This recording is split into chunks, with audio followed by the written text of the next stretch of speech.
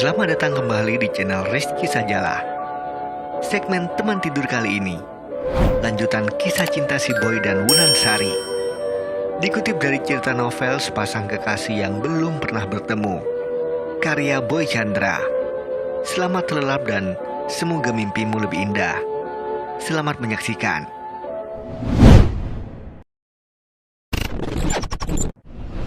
Pada sebuah senja di Lampung, keputusan itu sudah bulat. Hari itu, aku sampai di Aceh. Aku mencari penginapan di sekitar tempat yang tak begitu jauh dari pantai Lampung. Aku sengaja mencari penginapan yang tak begitu jauh, agar aku bisa ke pantai Lampung dengan mudah. Menurut Vira, kamu sering ke sana jika kamu sedang berada di Aceh. Setelah merasa cukup beristirahat, aku pun mulai mencarimu. Ini tak semudah yang aku bayangkan. Aku mencarimu hanya berbekal foto dan beberapa informasi yang tidak pasti. Aku baru menyadari saat sampai di Aceh. Bagaimana cara aku menemukanmu di sini? Sedangkan kamu biasanya di Medan. Orang-orang di sini tak akan mengenalimu. Namun sudah terlanjur. Aku pun menyusuri Aceh, mencari 2 nama daerah yang diberikan Vira. Aku mencarimu ke tempat yang bernama Kaju, hanya bermodalkan keberanian dan rasa bersalahku. Namun aku tak menemukanmu. Tak ada satu orang pun mengenalimu di sana. Kaju merupakan salah satu desa yang dulu paling parah terkena dampak tsunami. Namun, saat aku sampai di Kaju, semuanya sudah seperti pulih kembali. Sempat aku mendengar cerita dari seorang ibu yang aku temui sepulang dia mencari tirom. Tirom adalah sejenis kerang-kerang yang ada di hutan mangrove. Dulu hanya ada 2 jenis pohon yang bisa bertahan karena hantaman tsunami. Pohon cemara dan kelapa. Namun, dalam kurun waktu lebih 10 tahun setelah tsunami, berkat kepedulian banyak pihak, kini Kaju terasa lebih hidup lagi. Semua yang berantakan itu kini semua tertata lagi. Aku sengaja mengajak beberapa orang berdiskusi perihal desa Kaju, agar aku bisa menemukanmu. Agar aku tahu di mana kamu berada, dan agar aku tahu juga tentang daerah ini. Meski aku tak akan lama di sini, aku datang ke sini hanya untuk mencarimu.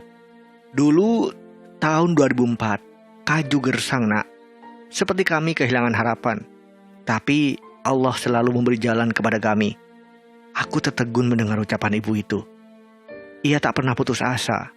Meski jelas-jelas setelah tsunami melanda, desa mereka hancur parah.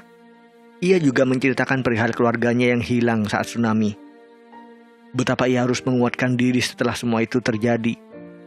Namun, ada hal yang aku pelajari dari ibu yang kulitnya sudah mulai gelap. Tetapi matanya tetap memiliki harapan. Ia tak pernah menyerah pada keadaan. Ia selalu menghadapi segala halnya dengan penuh semangat. Hanya cinta yang bisa membuat ibu bertahan, nak. Sesuatu menggenang di kelopak matanya. Dia menatap gadis kecil yang sedang bermain pasir beberapa meter dari tempat aku dan ibu itu bercerita. Bibirnya tersenyum menatap gadis kecil itu. Meski dia tak banyak bercerita tentang gadis kecil itu, aku menduga itu adalah anak perempuannya. Dan dugaanku benar. Ibu harus membesarkan anak ibu. Ayahnya sudah di surga. Dan ibulah yang dipercayakan Allah untuk merawatnya. Ia mengelap genangan bening di kelopak matanya. Maafkan saya, Bu. Aku minta maaf karena telah mengembalikan ingatan pedihnya tentang masa lalu dengan bertanya tentang daerah ini. Dia hanya tersenyum. Sudah, tidak apa-apa. Ibu hanya teringat.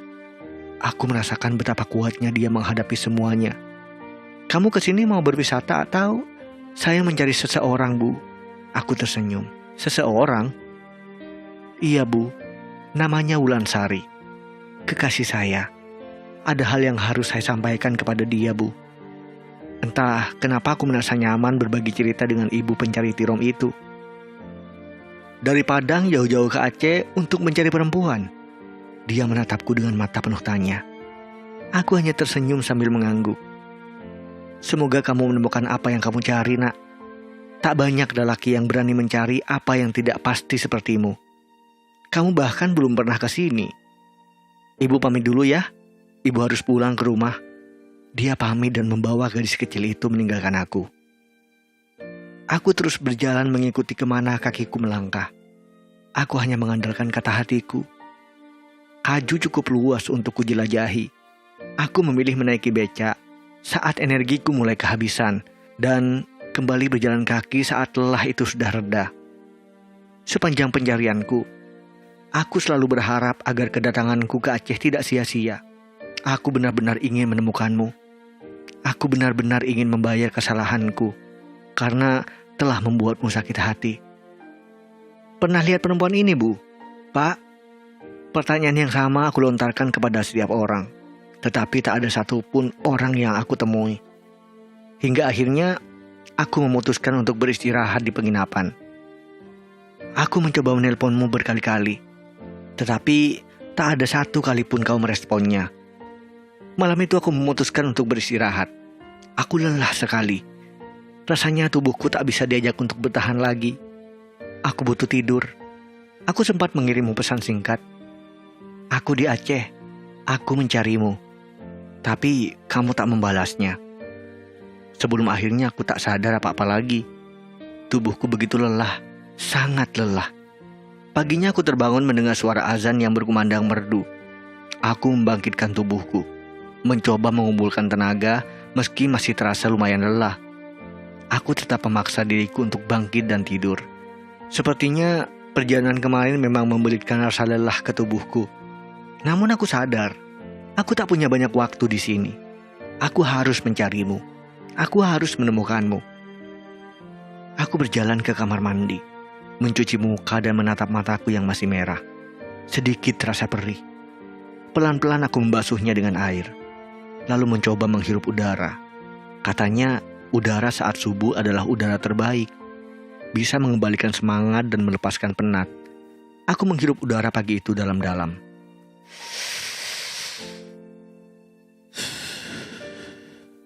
Setelah semuanya terasa cukup, aku bersiap-siap untuk melanjutkan perjalananku hari ini. Kemarin di Kaju, aku tak bisa menemukanmu. Dan tak ada seorang pun yang mengenalimu.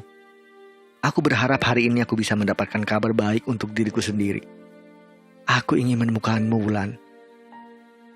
Aku berangkat dari penginapan menuju tempat bernama Kampung Punge, di salah satu sudut kota Banda Aceh Barat. Kalau mau ke Punge, baiknya naik labi-labi saja, Mas, biar cepat, ucap salah satu pelayan penginapanku. Sesaat setelah dia bertanya aku mau kemana. Sepertinya dia tahu aku baru pertama kali ke Aceh, atau mungkin dia hanya menebak-nebak. Iya, Mas, terima kasih, jawabku. Aku berdiri di pinggir jalan. Udara pagi terasa lumayan sejuk. Belum terlalu panas.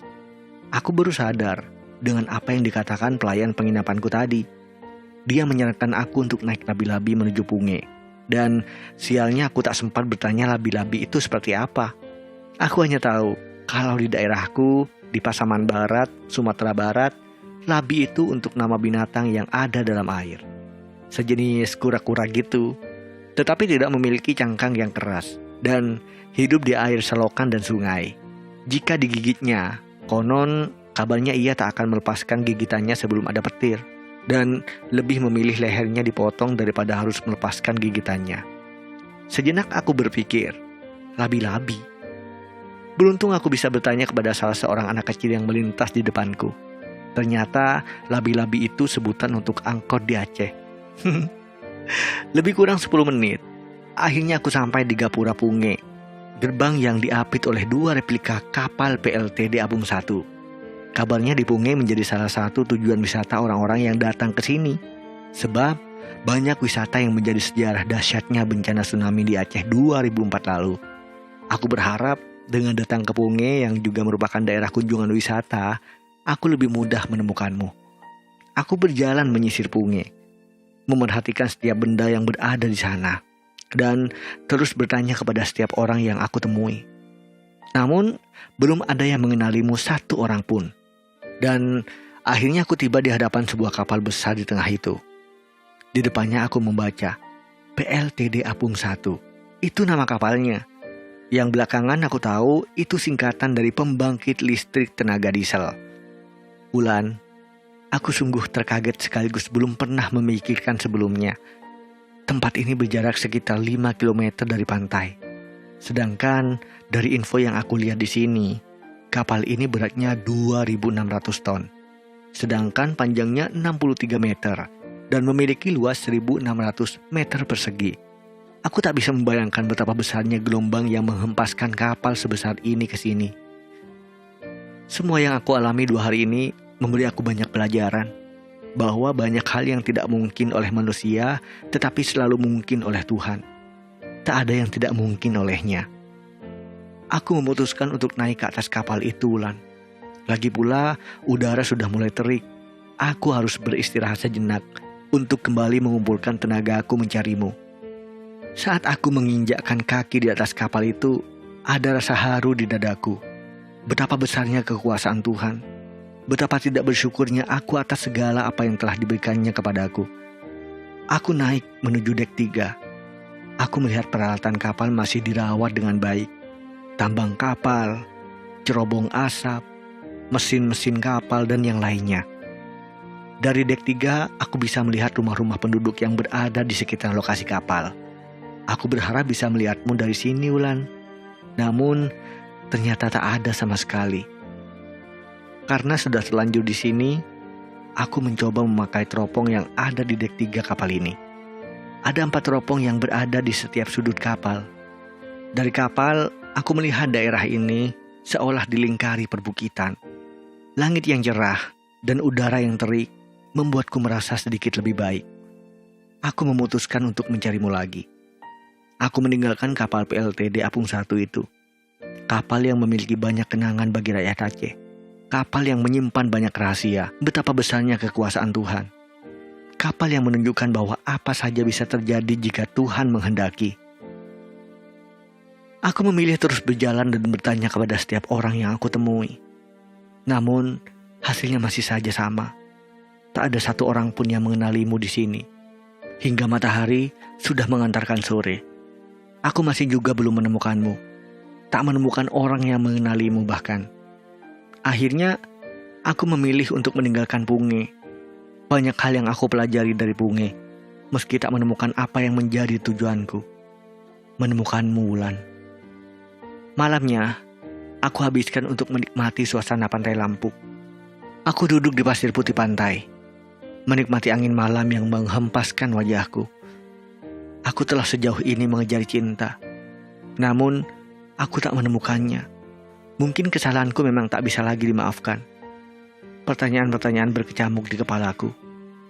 Aku benar-benar mulai kehilangan semangat. Akhirnya, aku memutuskan untuk bertahan sehari lagi. Kali ini tidak untuk mencarimu ke Kaju ataupun Punge. Aku ingin menikmati suasana di pantai Lampuk. Kamu pernah bercerita kepadaku tentang Lampuk. Tempatmu menikmati es kelapa muda dan mie rebus. Aku pun mencoba menikmati itu. Di hari ketiga, aku hanya berada di pantai Lampuk. Aku menikmati pemandangan anak kecil bermain pasir. Orang-orang berenang. Mereka datang ke sini untuk bersenang-senang. Tak terlihat ada masalah yang mereka bawa. Sedangkan aku datang ke sini untuk menyelesaikan apa yang belum sempat aku selesaikan dengan baik. Setelah puas menikmati es kelapa dan mie rebus di salah satu warung kecil di tepi pantai, aku pun menelusuri pantai yang panjangnya hampir 5 km itu. Menurut ibu tempat aku membeli es kelapa, dulu pantai ini adalah salah satu pantai terparah akibat terjangan tsunami 2004. Ternyata Tuhan memang maha baik ya. Yang dulunya hancur pun bisa kembali indah. Asal kita mau menatanya lagi. Ucap ibu penjual es kelapa itu saat aku di warungnya. Aku hanya tersenyum. Dia benar. Selama kita mau menata dengan sepenuh hati, yang rusak parah pun akan bisa kembali indah. Meski tak akan kembali seperti bentuk semula. Wulansari, kamu di mana? Aku harus menemukanmu. Aku membatin. Mataku menatap ke arah laut yang biru bening. Rasanya semakin melelahkan. Aku benar-benar merasa kehabisan harapan. Ternyata begini ya, rasanya memperjuangkan orang yang kita cintai. Ternyata begini rasanya, mencari orang yang ku cintai. Tetapi aku tak menemukanmu. Matahari di langit Lampuk semakin merendah. Ia menatapku sayu, seolah kasihan melihatku yang kini seperti kehilangan harapan. Aku mencoba menahan getir di dadaku. Semakin langit itu merona oranye, semakin ia menusuk dadaku. Aku tahu kamu suka pantai. Karena itu juga aku datang ke sini mencarimu. Namun ternyata kamu tak ada di sini. Senja ini menyakitkan, Wulan. Lampu tak lagi terasa indah saat patah hati. Tak seindah yang orang-orang katakan. Rasanya hampa. Tetapi aku berusaha menikmati waktu-waktu terakhirku di sini. Mungkin ini pertama dan terakhir kalinya aku datang ke pantai ini. Aku gagal menemukanmu. Aku berjalan ke bibir pantai, membiarkan kakiku basah. Ya, setidaknya ini mungkin bisa sedikit menenangkan. Aku merasakan bulir air laut itu membasahi rambut-rambut di kakiku.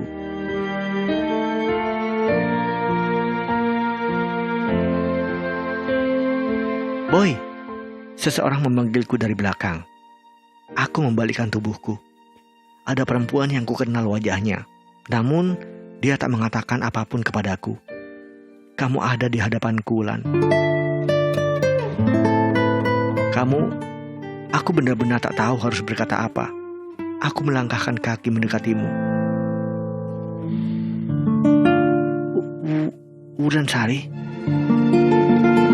Bibirku bergetar menyebut namamu. Dadaku ikut meronta. Rasanya melelahkan. Kamu mencariku. Aku mencarimu. Aku pikir kamu tak akan kutemukan lagi. Kamu ada di sini. Vira yang memberitahuku. Aku bermaksud menjelaskan perihal Della kepadamu. Namun, kamu menutup bibirku dengan telunjukmu. Aku sudah tahu semuanya, bisikmu. Kamu bersedia memaafkan aku. Kamu memeluk tubuhku tanpa mengatakan sepatah kata pun. Kulihat di matamu meluap sebentuk kesedihan. Aku pikir kamu benar-benar hanya ingin mempermainkan hatiku. Aku tak ingin kehilanganmu. Pelukmu semakin erat. Aku juga, Wulan Sari. Tak ada yang tahu dengan apa yang direncanakan Tuhan. Dia hanya menjatuhkan cinta di dada manusia. Saat cinta itu tumbuh, akan ada angin dan badai yang menghadang. Aku pernah dikalahkan oleh badai itu. Dan kini aku tak lagi ingin merasakan sakitnya dipatahkan badai.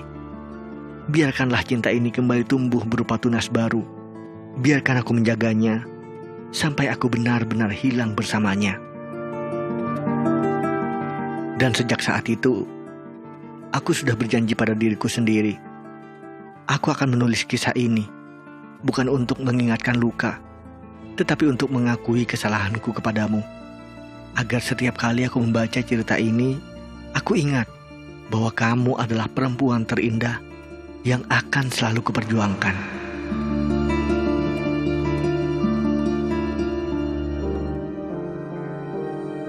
Terima kasih buat teman-teman, saudara-saudaraku, dan para subscriber terkasih dimanapun kakimu berpijak dan langkahmu semakin gontai dengan kehidupan.